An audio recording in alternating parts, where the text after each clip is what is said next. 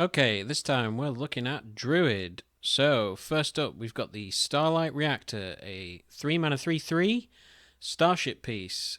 After you cast an arcane spell, recast it. Targets chosen randomly.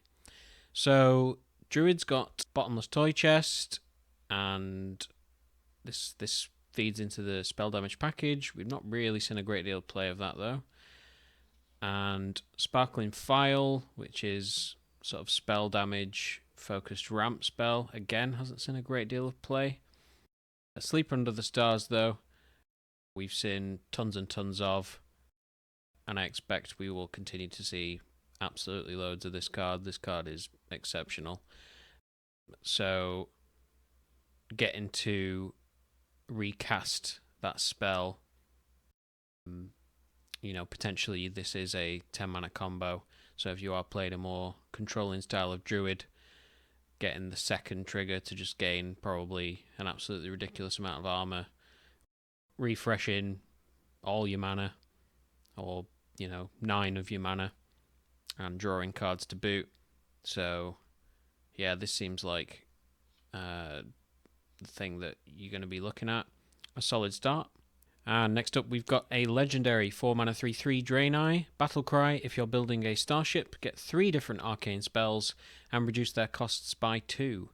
So this is not limited to Druid and neutral, although neutral spells are almost completely non existent. Especially, I don't think there is an arcane neutral spell. So, anyway, Druid spells we've already talked about.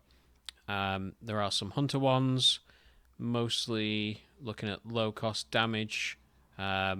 Celestial Shot does feed into the sort of spell damage Druid as well, so there's nice crossover there.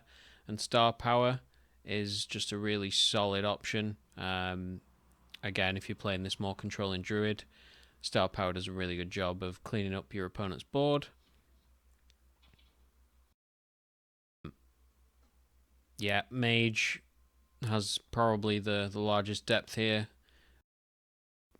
Tons of discover options in things like Primordial Glyph, and, counter spell can always cause some problems.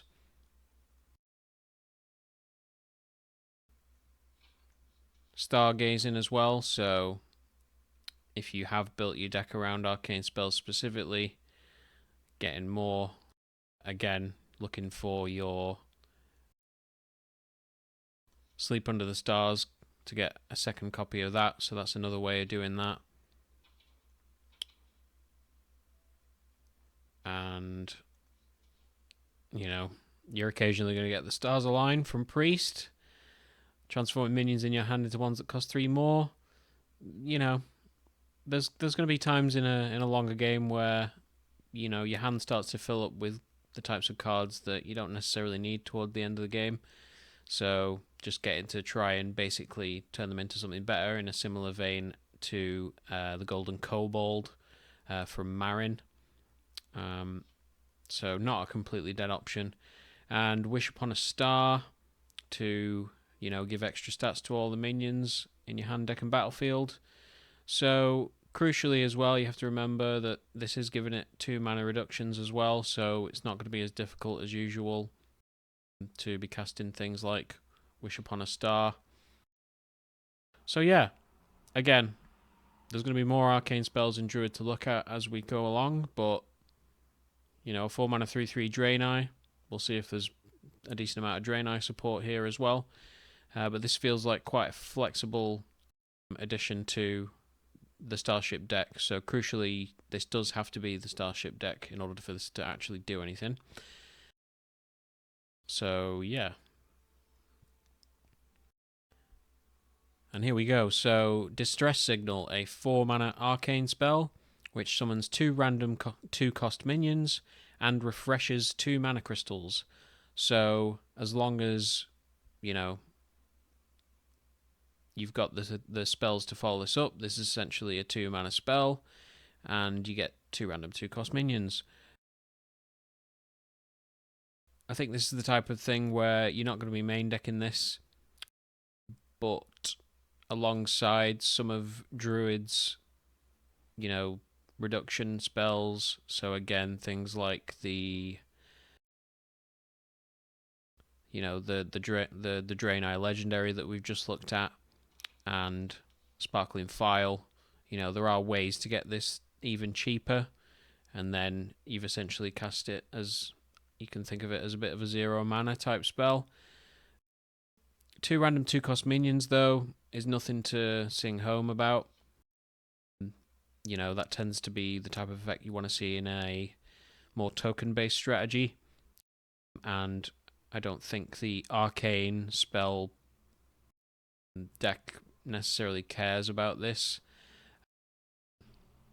So, yeah, certainly a more fringe option. But, your Exarch is going to be randomly generating it every once in a while. So, somewhat diluting the pool there.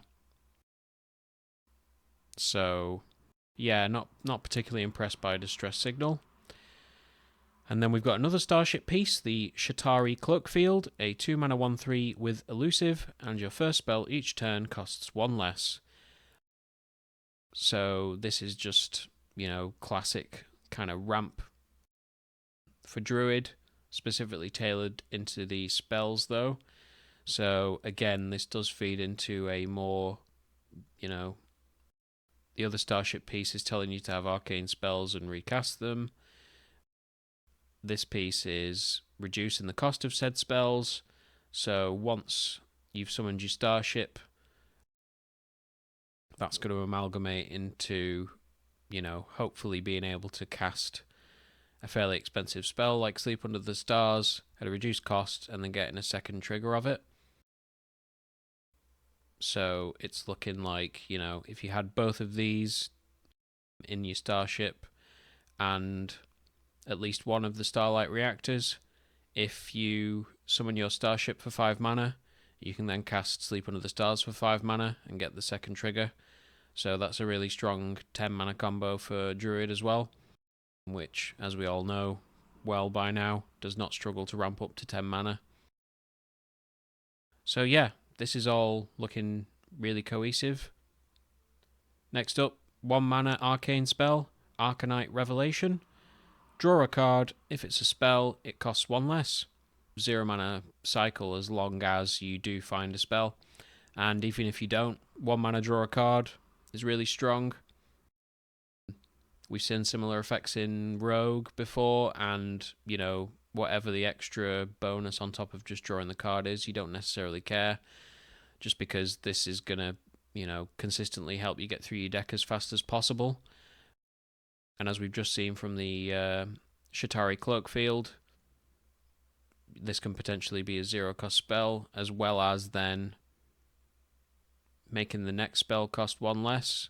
So, yeah, this just fits in really well. It's an arcane spell, so you can potentially get multiple triggers off of it. It just fits. It just fits really, really well. Stargrazer, 8 mana 8/8 beast with Elusive and Taunt, and Spell Burst, give your hero +8 attack this turn and gain 8 armor. So this is just a huge chonky lad. An 8/8 with Elusive and Taunt is significant for your opponent to deal with. Some of the more controlling classes can still scooch around that without too much problem, but, if you're in this sort of mid-gamey back and forth and you can get this guy down, cast a really cheap spell. So again, if you've Arcanite Revelationed, you might have a spell that costs, 0 quite easily, if you've got a 1 mana spell off of that. Or you just play this on 9 and cast something like Arcanite Revelation, and then you get the +8 attack, +8 armor. So, I can see this being not necessarily, I can't see this being part of sort of a mid-rangey strategy where you tempo out, deal a lot of damage with your hero powers and just swinging in general, and then use this to get the final 8. I can see this just being more of like a, the tail end of a mid-range deck that shuts down your opponent by letting you remove a big threat, giving you a decent amount of armor, and then this is a big body which is difficult to get around. Will it see actual play though? I just think from all the cards that we've looked at so far, whilst this is certainly good, it's not great, and a lot of these other cards seem to be closer towards great. So yeah, I think this is closer to belonging in something along the lines of like, groovy cat hero power focused deck.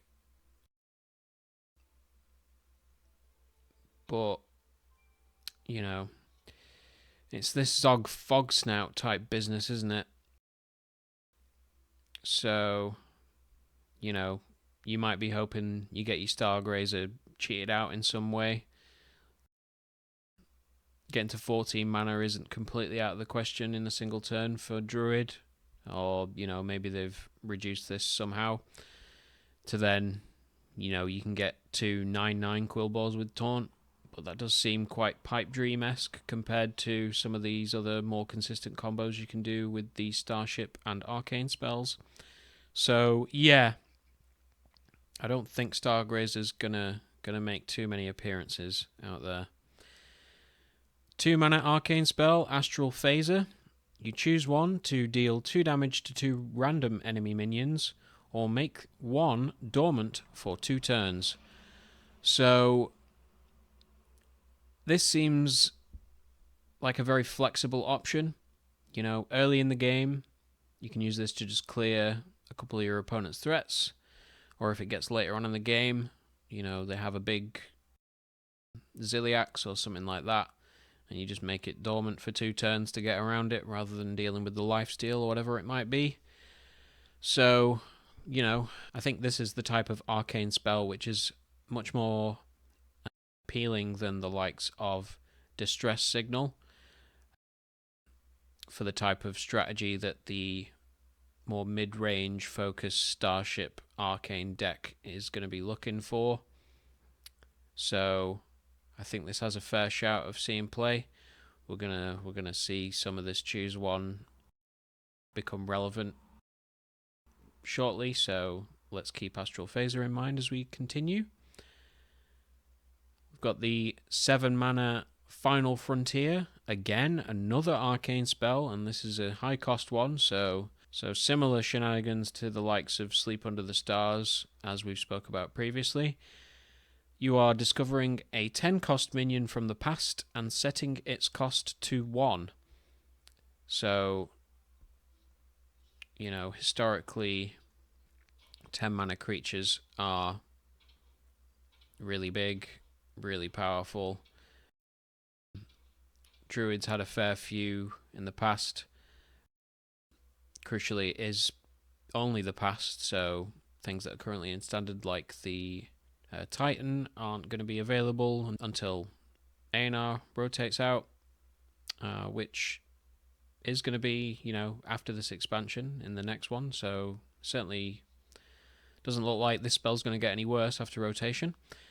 We've got Kuhn the Forgotten King, which is just a solid, 7/7 body, refreshes all your mana, so you can do shenanigans there.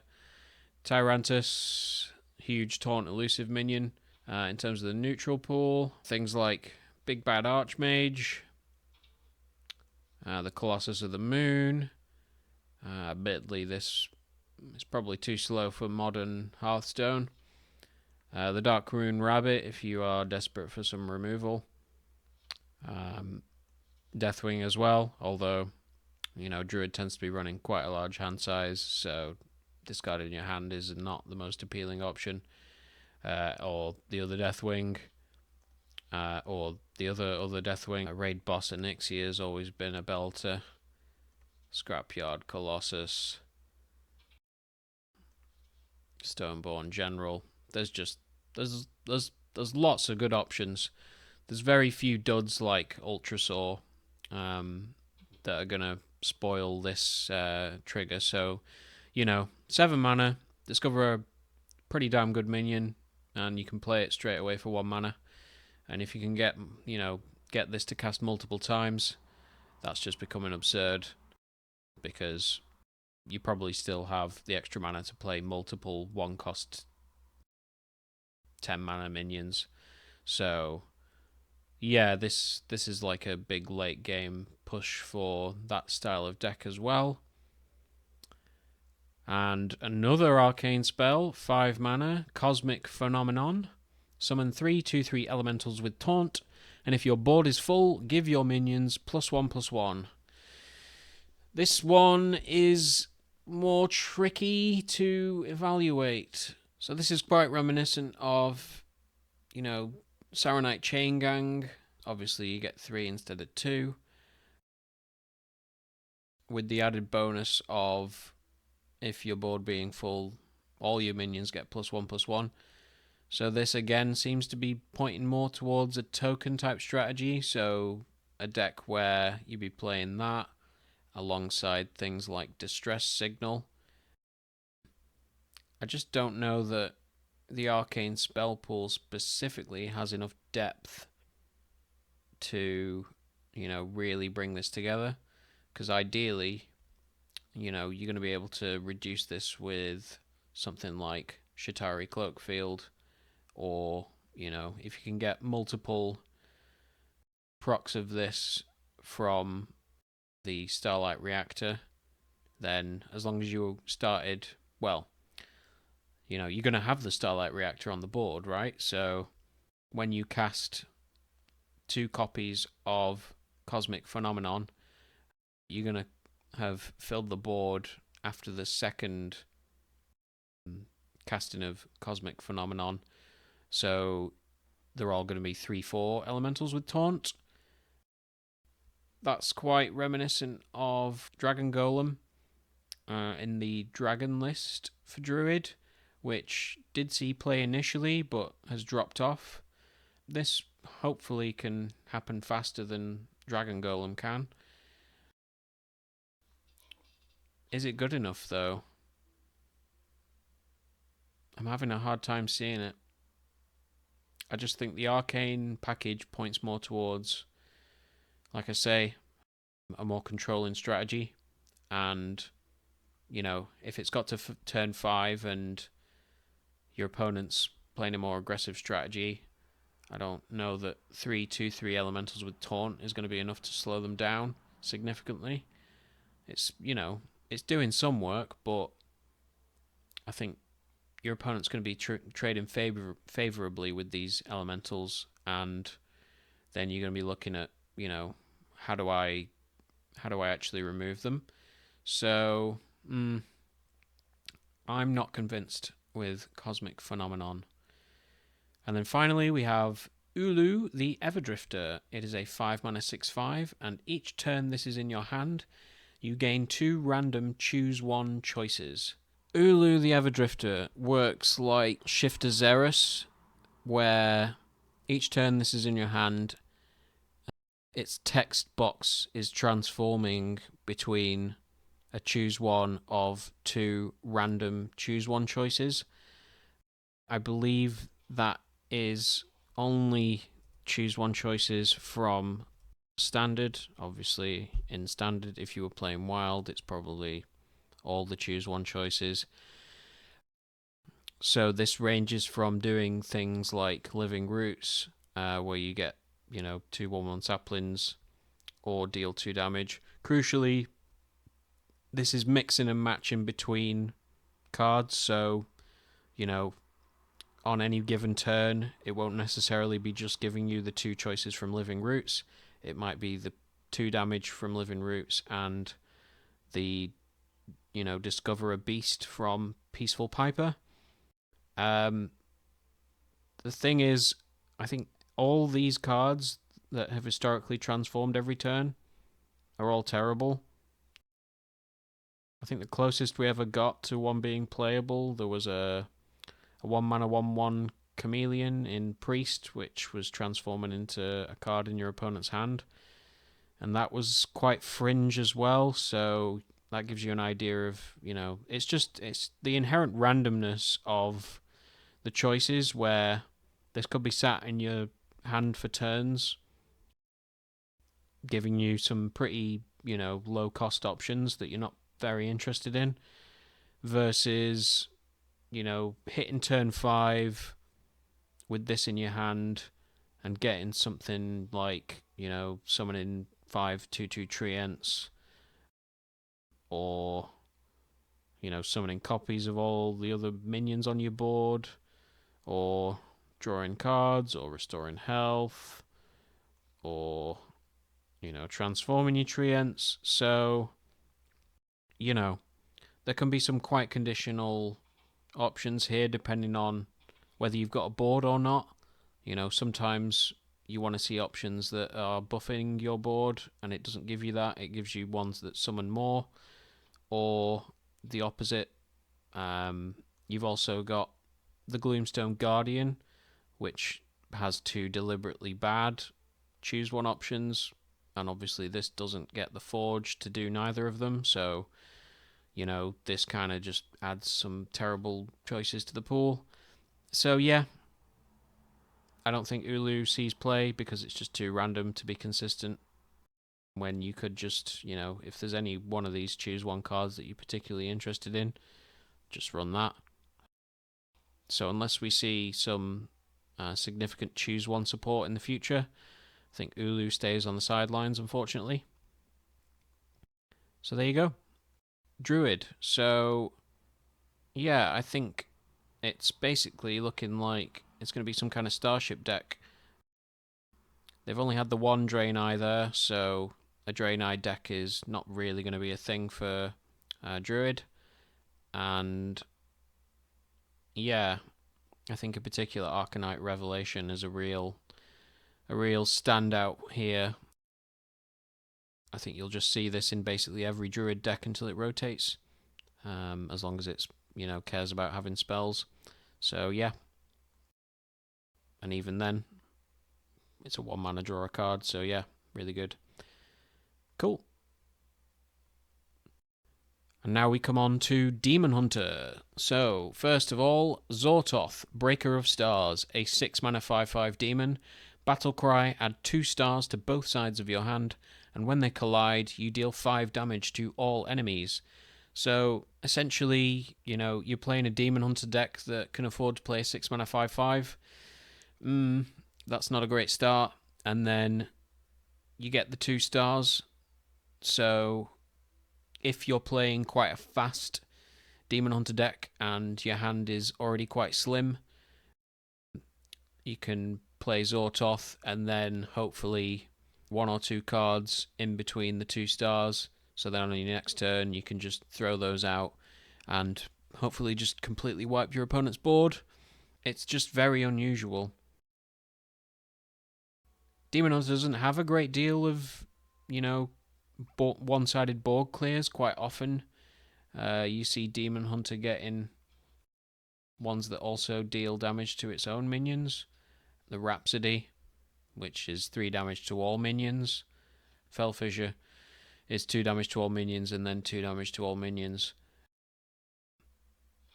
So yeah, a one-sided board clear for Demon Hunter is quite niche. So if it's ever in need of this kind of effect, you're going to be looking at something like, well, you're going to have to look at Zortoth. It's just whether that deck's any good. Currently, Demon Hunter is quite aggressively focused. You are running, the pirate package, getting as many of these little peewee 1/1s as possible. So in that deck, reliably emptying your hand quite quickly, and then drawing into Zortoth, playing it, and, if not getting the stars to collide immediately, getting them to collide on the next turn, and then summoning, another collection of 1/1s with charge, or maybe even bigger than that with things like Sigil of Skydiving. So, it sounds like there might be a home for it, but does that deck really need to be mucking around with a 6-mana 5/5? I'm not sure that it does, unfortunately. but my god, what a cool looking card that is. I hope it sees play just so that I get to look at that art. And then we have the other Demon Hunter legendary, which is a 4-mana 5/4 Draenei with Rush and Battle Cry. Shuffle all 8 crewmates into your deck, and as a death rattle, you draw one of them. So this is Deirdre, Rebel Captain, and her motley crew are the 8 different variations of a 4-mana 4/4 Draenei crewmate with one of the keywords, so, you know, Divine Shield, Taunt, etc. And as a battle cry, they summon every adjoining crewmate. So in your hand, the crewmates, if they're directly next to each other, when you play one of them, you will play all of them. So it is not just the adjacent ones, it is, you know, the unbroken line of crewmates all come out at once. So that does seem like quite an interesting tempo push. It is difficult to, you know, you can't, it's this time, I think, to use the crewmates effectively, you need to kind of build it up for a little while and be playing whatever spells or whatever cards are popping up in between the crewmates, which are hopefully just more cards which add more crewmates to your hand. We'll be able to talk about this more as we look at the support cards, but in of itself, a 4-mana 5/4 with Rush is perfectly playable, I think. It can immediately address something that's going on, and, you know, shuffling a bunch of crewmates into your deck, that's less convincing because they are, you know, you don't have as much control over when you're going to draw them. But as a death rattle, you do draw one of them. So, you know, essentially adding one crewmate to your hand after you've played it and it dies. Yeah. Let's keep looking at the rest of the cards and see if it makes sense. Next up, we've got Voronoi Recruiter, a 2-mana 1/3 Draenei, and at the end of your turn, you get a 4/4 crewmate with a random bonus effect. So immediately, here's some support. Turn 2, you get a 1/3, and you're going to start adding those crewmates to your hand. Crucially, whilst this is a recurring effect, every time you get one, there's going to have been a card sandwiched between them. So, yeah, it is looking like the type of deck where you basically just want to be running as many cheap cards as you can to make sure that the crewmates are adjacent to one another, so that the 4-mana, you know, tempo push has at least 2, if not 3 crewmates at a time. Are you happy playing 2-mana 1/3? You know, it's certainly not ahead of the curve, but, you know, your options on turn 1 to help mitigate that: Burning Heart. You could be potentially just giving this Rush and +1/+1 so that it it can help it stick around a little bit. But yeah, so there's not a huge amount. You got Taste of Chaos as well, though, actually. So yeah, Demon Hunter's got a few ways of making sure that on turn 1 you can deal with whatever your opponent's got, and then having a bit of room for a Voronoi Recruiter. But, you know, these sort of value effects are difficult to keep up and running because 3 damage removal is quite ubiquitous. So, you know, I think you'll often be disappointed because you're only going to get one crewmate, unfortunately. Next card, though, is also to do with the crewmates. This is a 1-mana spell, Headhunt. It deals 2 damage and gives you the crewmate. So, as I was just talking about, this is a 1-mana spell. that can help fight for the board and start putting those crewmates in your hand. It's also quite a cheap card, so getting the other crewmates next to each other, if this has been drawn, isn't difficult to do. And it also has the added bonus of, you know, if it comes to it, you can use this to go face. So yeah, I think this is about as good as you could hope a crewmate card to get. So yeah,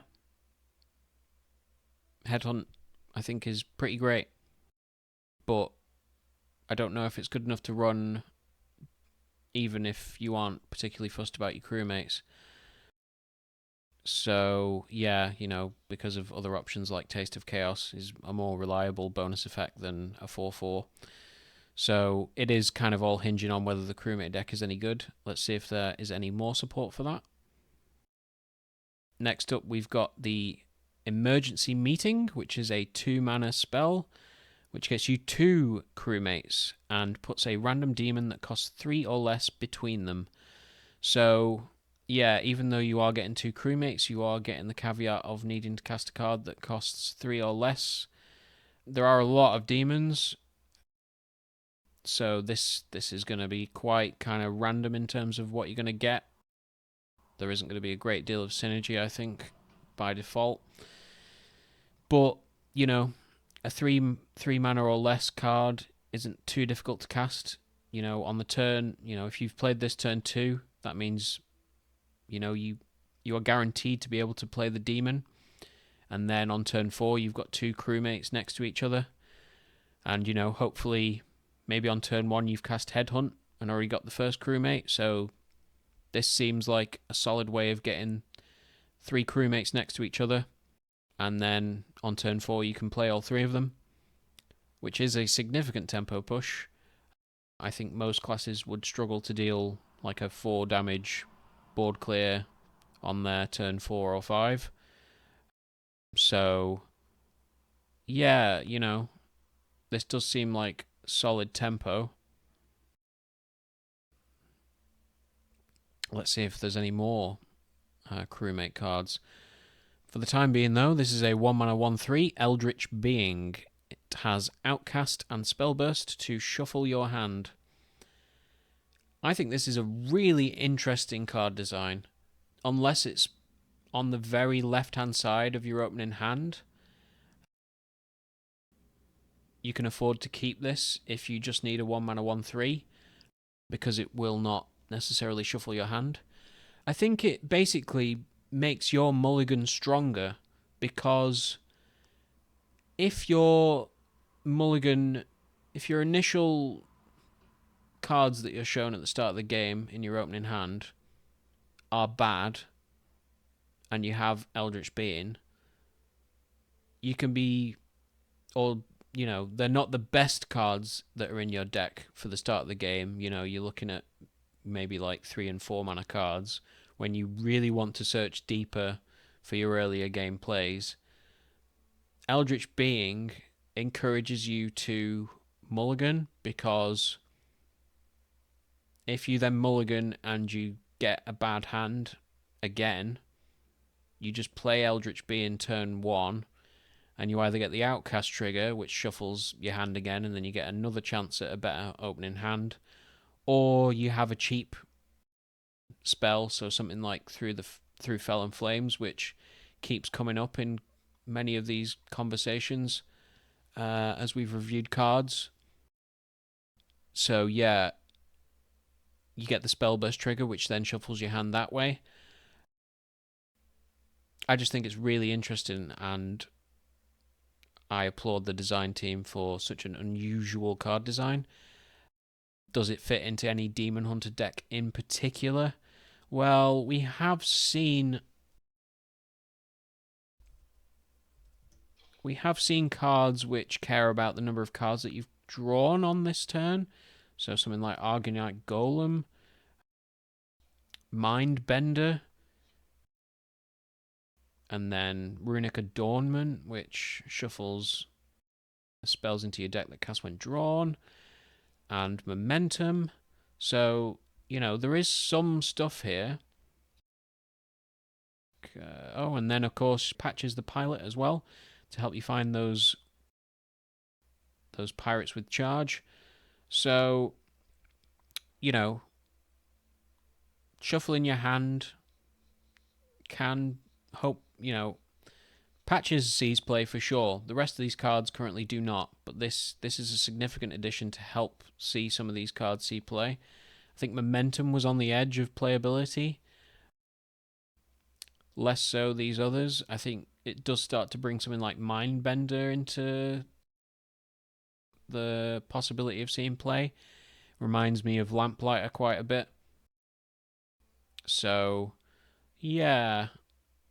The problem is you do have to have a decent hand size, and obviously you have to play Eldritch Beam, which is one card, and then if it's not on the Outcast trigger, you're having to play a spell to then trigger it, which then shuffles your deck, so you're down 2 cards before you actually get to shuffle your hand. So maybe that's still not large enough of a hand size. But with that said, card draw is something Demon Hunter's really good at already anyway, so yeah, I just think it's a really good support card for some of these strategies, and it's really flexible, and I really hoped it sees play just because it's so interesting. And then a Starship piece. It's a 2 mana 2/3 Fell-Fused Battery. After this attacks, give your other minions +1 attack. So this is quite reminiscent of the Treasure Distributor. Obviously, this was nerfed recently, so it no longer buffs itself. But, in a sort of aggressive pirate deck, summoning the pirates and giving them +1 attack, and then having your Fell-Fused battery, giving them +1 attack after this attacks as well. This can help these little 1/1s that Demon Hunter is quite good at bringing out with charge. It can really sort of amplify that.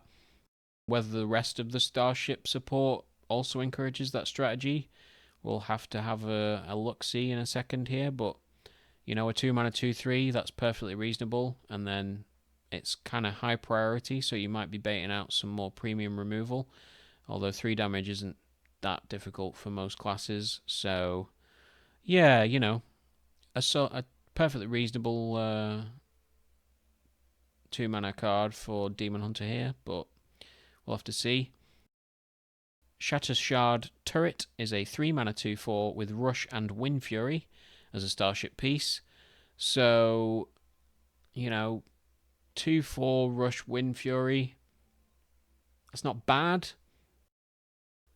If you can buff it using some of these other extra attack cards, that's going to start to make this quite significant. Again,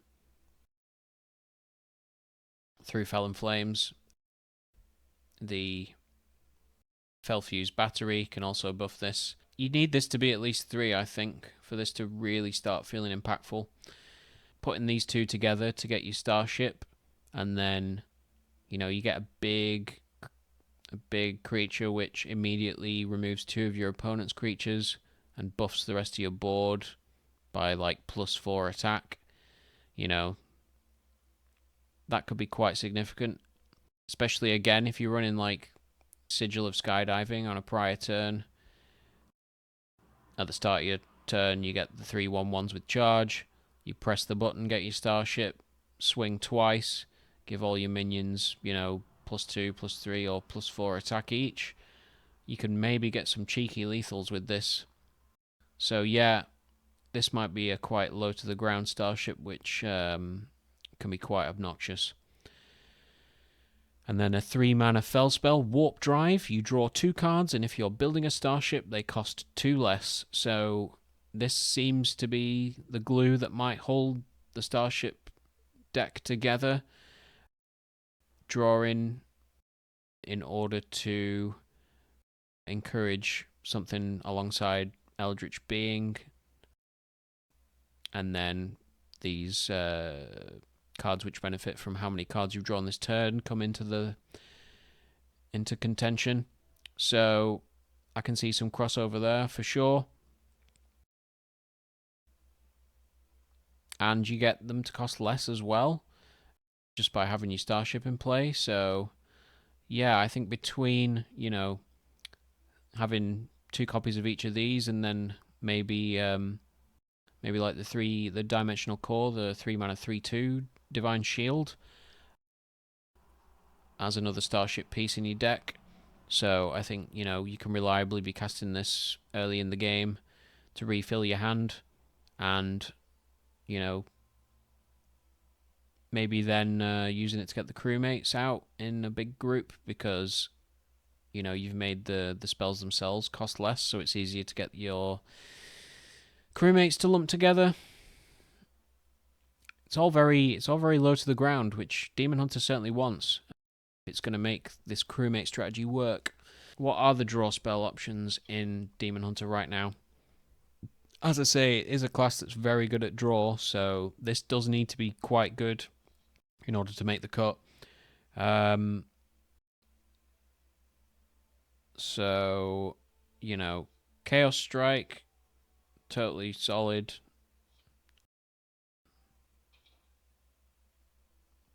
I think Crystalline Statue is one we didn't look at as well, in terms of, the more cards you can draw as quickly as possible.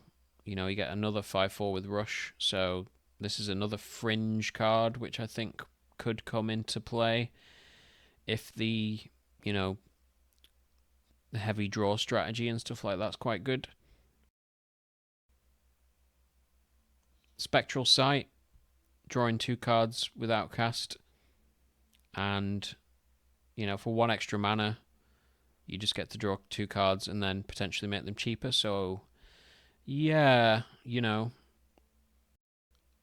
is Warp Drive better than Spectral Sight? I think they both have their place, but if you're running the Starship deck, I think you're happy running Warp Drive over Spectral Sight. Paraglide, hopefully outcasting it to draw 3 cards. Is it better to draw 2 cards and have them to cost 2 less?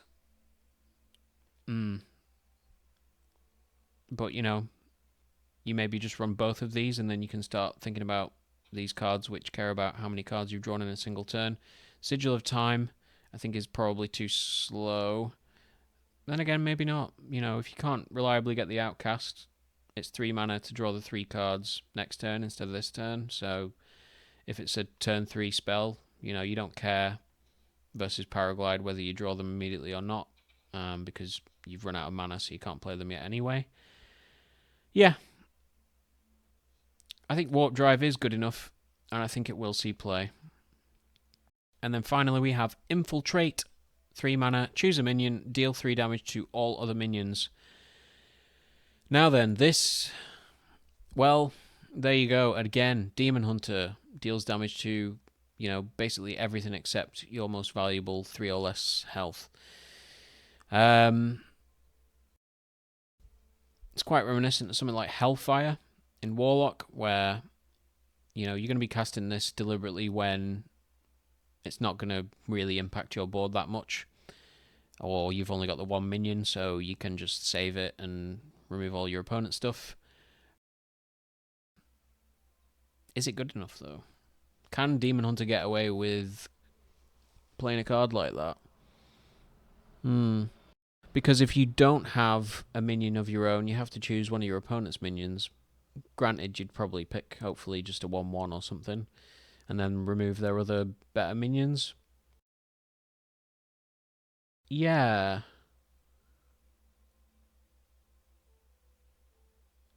I'm having a real hard time on how I feel about Demon Hunter.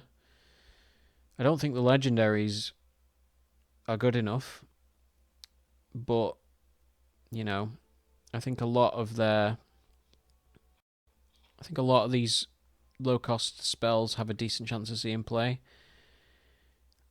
I'm hesitant on the crewmates as a whole, just because, when you get them all together and at once, and you get the big 4 mana push with multiple crewmates, that's great, but I think it maybe just requires a little bit too much setup in order to work reliably. I think maybe it's just that you run some of the cheap options here, and they just slot into the existing pirate deck with maybe a little bit more of these types of cards, not necessarily Argonite Golem, but some of these cards where if you've drawn a lot of cards, they get some kind of benefit. So yeah, I think if cards from this set are seeing play, that's how they're going to see play. And then the pirate deck has the starship as a sort of top end as well. These Draenei for Demon Hunter, the crewmates are a battle cry if we're talking about Velen, the neutral legendary, which gets all the battle cries and death rattles, but the battle cry for the crewmates is not relevant. The Velen might be shuffling more crewmates into your deck and then has the death rattle to draw one. I just don't think. Well, but then if you shuffle a load of them into your deck and you can draw a bunch of them in one gaggle. So Sharp-Eyed Seeker is one way of guaranteeing that you get these crewmates, but that's only drawing one at a time. So, yeah, I really don't think it's good enough. Well, it's on the edge, Sometimes you're going to get these crewmates in one big group and it's going to be crazy, but I'm just having a hard time with the consistency on it. So, yeah. But there are some, there are some decent tools here for Demon Hunter going forward that aren't just, kind of hard locked into this set in particular. So, yeah. Not the best, not the worst. Keep plodding along, Demon Hunter. You're not doing too badly in the current meta, so yeah, there you go.